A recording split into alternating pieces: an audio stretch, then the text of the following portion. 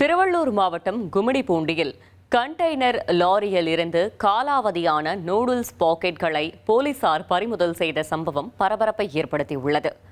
மற்றொரு லாரிக்கு ஏற்ற முயன்ற காலாவதியான நூடுல்ஸ் பாக்கெட்களை பொதுமக்கள் அளித்த தகவலின் பேரில் போலீசார் பறிமுதல் செய்து விசாரணை நடத்தி வருகின்றனர்.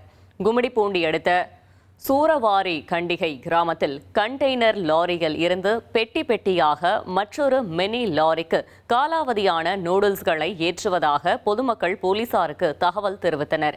இதையடுத்து கும்மிடிப்பூண்டி சிப்காட் போலீசார் சம்பவ இடத்திற்கு சென்று காலாவதியான நூடுல்ஸ் பாக்கெட்களுடன் கண்டெய்னர் லாரி மற்றும் மினி லாரியை பறிமுதல் செய்தனர். விசாரணையில் நூடுல்ஸ் நிறுவனத்தின் குடோனில் காலாவதியான நூடுல்ஸ் பாக்கெட்களை கால்நடை தீவனமாக ஆந்திரா கொண்டு செல்ல முயன்றது தெரியவந்தது. இதையடுத்து காலாவதியான நூடுல்ஸ் பாக்கெட்கள் மற்றும் 2 லாரிகளை பறிமுதல் செய்த போலீசார் இதுகுறித்து கூடுதல் விசாரணை நடத்தி வருகின்றனர். இனி செல்லும் இடமெல்லாம் செய்தி. தந்தி டிவியின் வாட்ஸ்அப் சேனலை ஃபாலோ பண்ணினா செல்ல இருக்கும் இடமெல்லாம் செய்தி.